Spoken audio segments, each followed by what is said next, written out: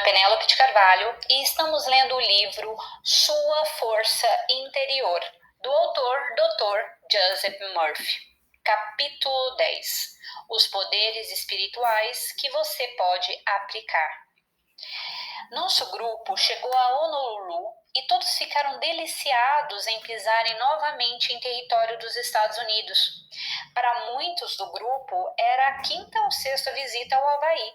Uma excursão pela ilha de Oahu permite ver algumas paisagens espetaculares e lugares maravilhosos, como o Parque de Vida Marinha, um dos mais amplos e pitorescos do mundo, e Pearl Harbor, que é bastante interessante e instrutiva. A mais fascinante e pitoresca de todas as ilhas é a grande ilha de Havaí. Depois de alguns dias no Havaí, atravessamos o Pacífico de avião até São Francisco, onde tivemos uma noite de descanso antes de iniciar o retorno às nossas casas.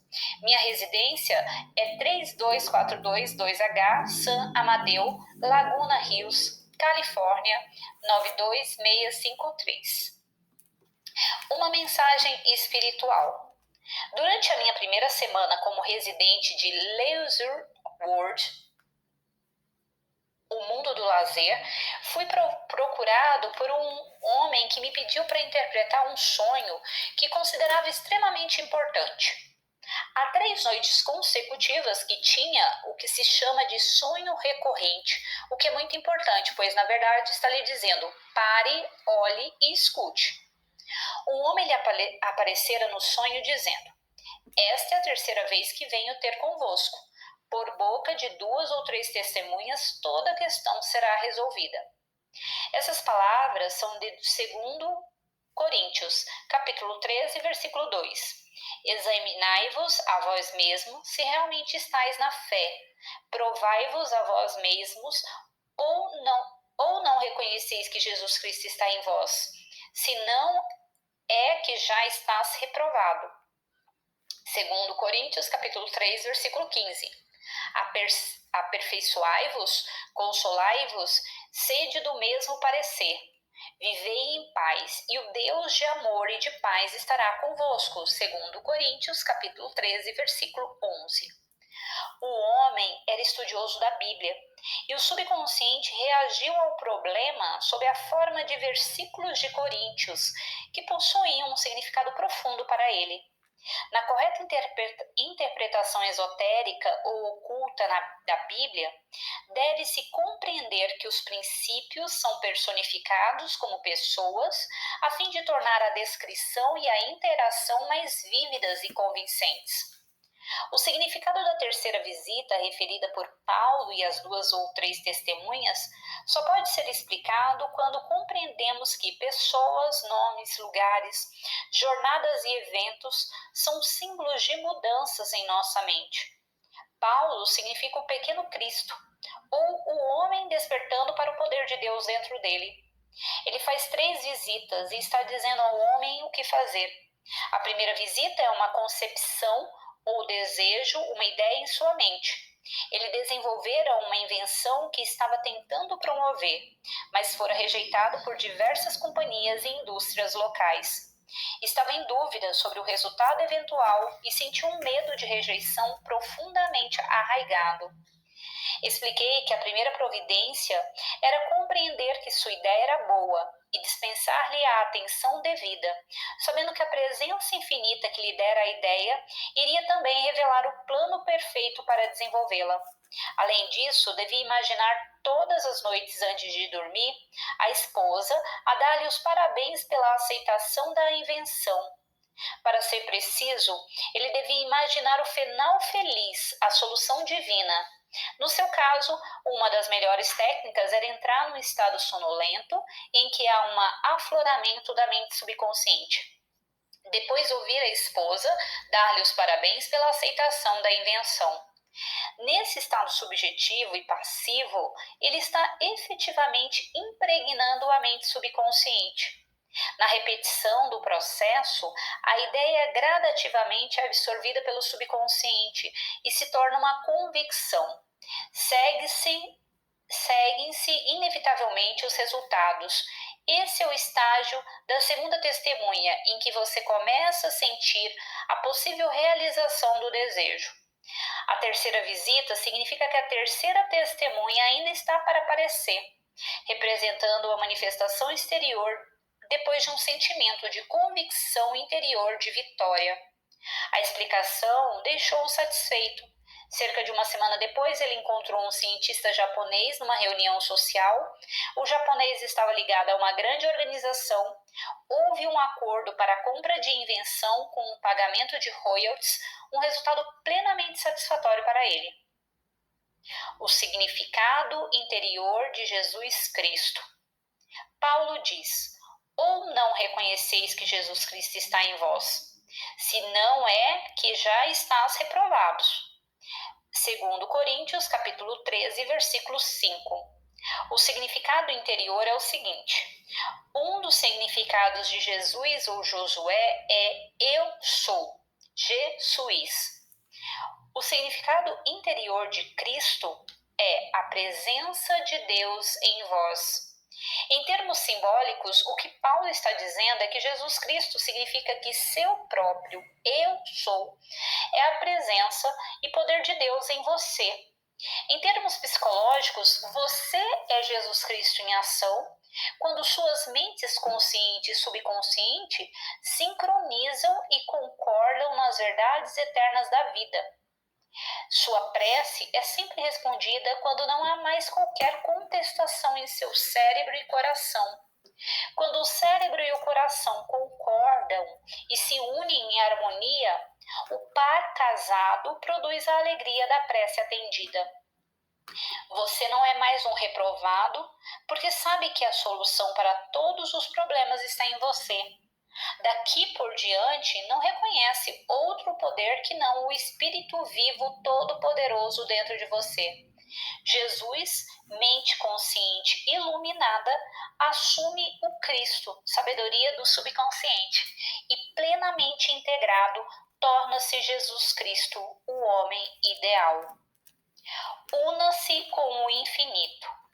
Um garotinho, certa ocasião, exasperou o pai ao montar em poucos minutos um mapa todo recortado, ao invés de levar uma hora entretido nisso, como se esperava. Indagado como conseguira montar o mapa tão depressa, o menino respondeu: ora, papai, simplesmente montei o homem que havia no outro lado do mapa. A moral é simples: que o homem se una com o eu Deus e fique integrado pelo senso de união com a divindade que molda nossos fins. Aprenda a condicionar-se espiritualmente. Comece a pensar, falar e agir a partir do centro divino e não da estrutura sobreposta de medo, ignorância e superstição. Afirme constantemente: Deus pensa, fala, age e reage através de mim. Pense e fale dos pontos de vista dos princípios de harmonia, saúde, paz, alegria, amor, beleza e ação certa. Se você é um professor de matemática, pensa e fala do ponto de vista dos princípios da matemática. Da mesma forma, comece a falar e agir do ponto de vista dos princípios da vida, que são os mesmos de ontem, hoje e sempre. Aprenda a condicionar-se somente para as verdades de Deus, que ressoam no silêncio de sua alma, a fim de não se assustar com a confusão, barulho e propaganda do mundo, mas seguindo as notas da corneta do Espírito. Isso irá lhe assegurar a vitória sobre as forças negativas do mundo. Os cavalos árabes. Ouvi recentemente um treinador falar sobre a maneira pela qual os cavalos são condicionados a reagir ao som de cornetas, o único meio usado no treinamento para obter reações. Ficam sem comida nem água por 4 dias e meio, depois do que as reações são obtidas através de toques de corneta em diversas situações. É um processo de condicionamento que funciona. Da mesma forma, devemos nos abster da comida do mundo, representando a propaganda de medo, doença, guerra e predições de catástrofes. Devemos beber das águas da vida com uma inspiração, amor, alegria e uma transfusão de fé e confiança na bondade de Deus na terra dos vivos. O que é a educação? A palavra educação significa atrair a sabedoria, inteligência e poderes de nossas profundezas subjetivas, permitindo-nos levar uma vida plena, feliz e ordenada. Tenho conversado com inúmeros estudantes universitários que adquiriram uma grande massa de informações, mas cujas vidas pessoais eram caóticas. O que haviam aprendido parecia não ter qualquer relação com suas atividades cotidianas e expressão na vida. A educação deve desenvolver o caráter e a moral. O conhecimento é importante, mas deve ser usado sabiamente. O fato que acarreta o sucesso na arte de viver para vitalidade e realização não é o simples conhecimento, mas sim inspiração, sabedoria, entusiasmo, cordialidade e boa vontade. A chamada educação progressista está completamente errada ao dizer que não se deve aprender a reprimir determinados impulsos e instintos que são negativos no desenvolvimento do caráter e na existência social. O jovem deve aprender a inibição correta. O mundo está repleto de náufragos educados. Vamos encontrar muitos nas ruas da amargura deste mundo. O pensamento negativo e destrutivo é que os levou a esse ponto. Tinham feito escassos investimentos mentais. Há algumas noites apareceu na TV um rapaz de 18 anos que acabara de se formar na escola secundária na cidade de Nova York. Admitiu para os entrevistadores que nem mesmo era capaz de ler o que dizia o diploma. Ao que parece, os pais dele estavam processando a junta de educação da cidade pelos prejuízos. A sabedoria está dentro de você. Conversando com um homem idoso no Hotel Hilton em Honolulu, ele mostrou-me uma forquilha de aveleira que costumava usar para encontrar água em lugares onde as pessoas dizem que não existe água. Ele possui uma sabedoria natural e acredita que a inteligência em seu subconsciente irá guiá-lo ao local exato. Ressaltou que seu pai e avô haviam sido rabidomantes, o termo usado para designar as pessoas que possuem tal habilidade, sendo extraordinariamente bem-sucedidos na descoberta de água, petróleo e minerais. Eram frequentemente contratados por grandes companhias. A crença foi-lhe transmitida quando era menino pelo pai e avô. Ele aceitara integralmente o que lhe haviam dito. O subconsciente reagira de acordo. Declarou que podia dizer pelo puxão da forquilha na direção do solo onde se podia encontrar água, por mais árido e improvável que o local pudesse parecer. Em quase todas as suas experiências, as escavações haviam confirmado a existência de água. Ele não achava estranho que a forquilha reagisse dessa maneira. Sabia que não havia qualquer poder na forquilha. Era apenas um meio de ativar o subconsciente. A sabedoria do subconsciente acionava a forquilha que lhe revelava a resposta. Podia dizer também quantos metros eram necessários escavar para se encontrar água. Num determinado caso, afirmou que a água estava a 6 metros de profundidade, o que os geólogos posteriormente confirmaram. A sabedoria dos tempos está oculta nas profundezas subjetivas. Comece a abrir os reservatórios profundos que existem em você, usando os instrumentos da fé e confiança. Irão ocorrer maravilhas em sua vida. Seu nome é maravilhoso. Conversei recentemente com uma viúva em Reno, Nevada, que me contou algo muito interessante. Disse que tudo estava saindo errado em sua vida. As finanças em desordem, a casa em turbilhão, problemas de família, etc. Sentou um dia na sala de jantar e ficou afirmando durante meia hora: é maravilhoso. Não se perguntou o que é maravilhoso, Para ela, a afirmação significava que Deus iria operar maravilhas em todas as fases de sua vida e que a palavra maravilhoso incluía todas as coisas que desejavam no coração. Praticava essa técnica de meditação durante meia hora, 3 vezes por dia. No terceiro dia, sentiu um desejo intenso de jogar no cassino, ganhando uma vultosa quantia. Pôde pagar todas as contas devidas e ainda sobrou um bom dinheiro para investimento. Os ganhos atraíram a atenção e ela acabou se apaixonando por um dos seus admiradores, um homem probo. Tudo em sua vida se transformara. É maravilhoso, inclui todas as coisas que você pode desejar. E o seu nome será maravilhoso, conselheiro, Deus forte, Pai da eternidade, príncipe da paz. Isaías capítulo 9, versículo 6. Ele queria escrever. Um professor contou-me recentemente que começara a agir mentalmente como se os editores estivessem ansiosos por seus escritos, já que muitos dos originais que apresentara haviam sido devolvidos aparentemente sem terem sido lidos. Começou a imaginar que recebera cartas de aceitação de diversos editores. Desenvolveu a cena imaginária por 10 a 15 minutos todas as noites durante 2 semanas. Uma manhã sentiu um desejo intenso de escrever algo novo e original.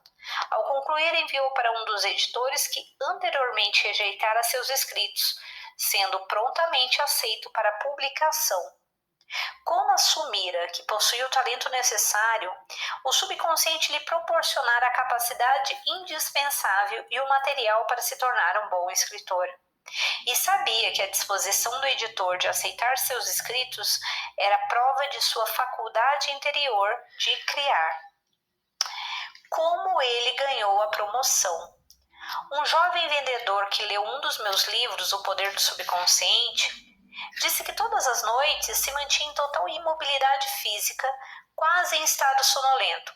Imaginava então que estava diante do seu chefe, o qual lhe dava os parabéns pelo trabalho bem feito e dizia-lhe que estava sendo promovido. Ele podia sentir a autenticidade da cena como se fosse real. Fez com que a ocorrência desejada acontecesse naquele momento em sua mente. Sentiu o aperto de mão imaginário, a conversa animada. Sabia que a cena em sua mente estava ocorrendo subjetivamente e mais cedo ou mais tarde iria acontecer objetivamente. Não se visualizou a distância em algum ponto do espaço ou num momento do futuro. Ao contrário, imaginava tudo como se estivesse ocorrendo naquele momento.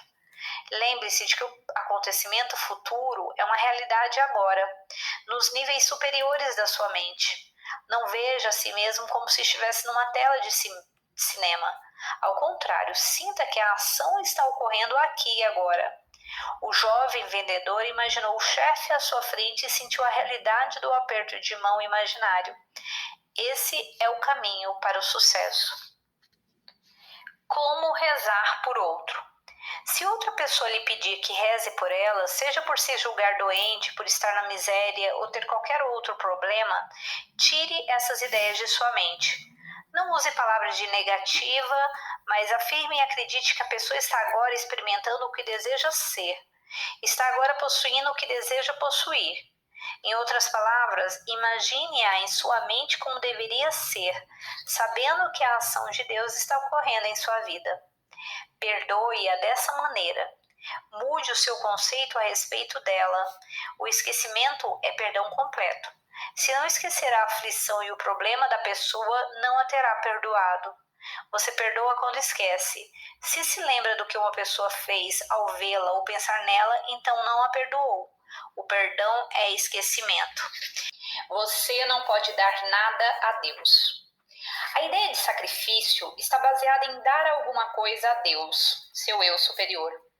Deus é tudo o que existe, em tudo e acima de tudo, através de tudo e por tudo. Já possui tudo.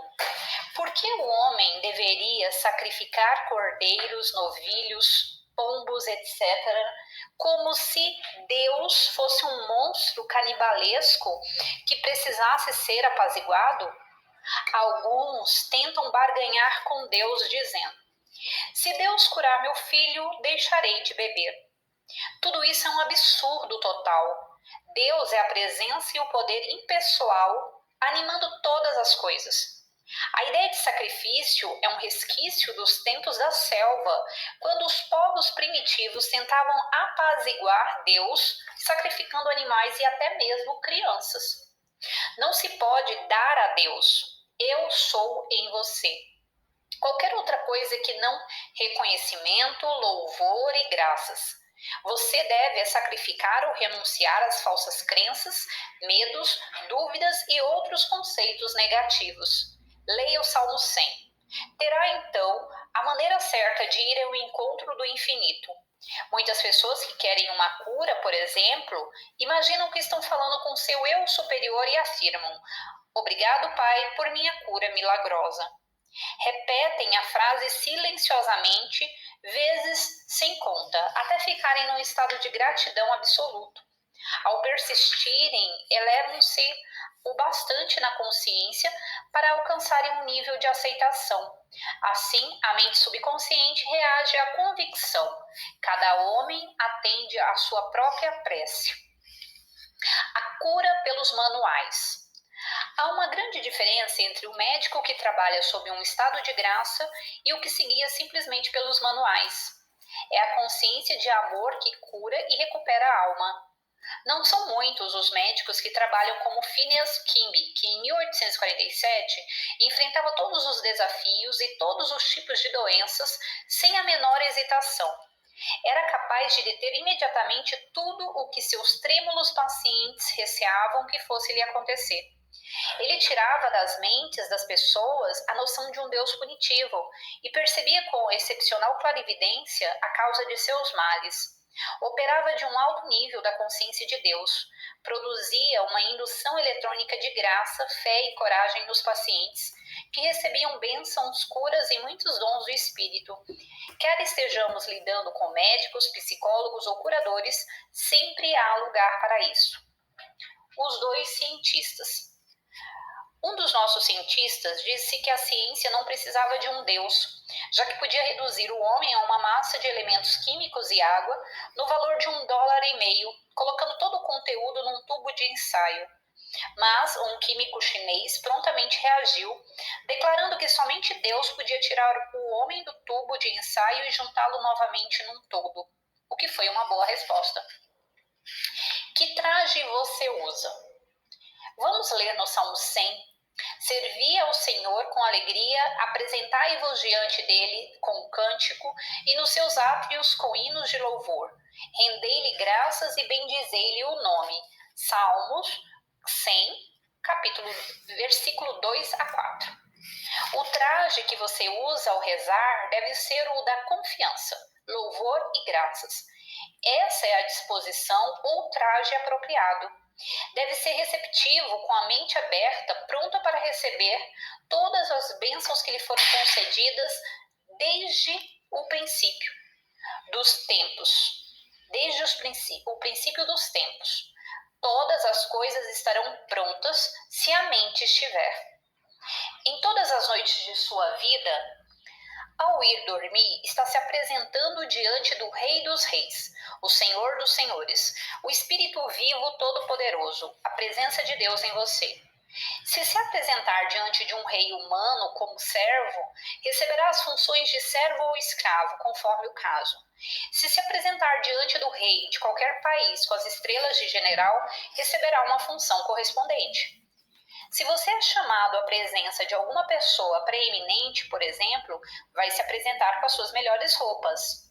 Não vai se preocupar muito se o terno está impecavelmente passado ou a gravata direita na presença de uma criada, mas cuidará meticulosamente do seu traje se for se encontrar com o presidente dos Estados Unidos.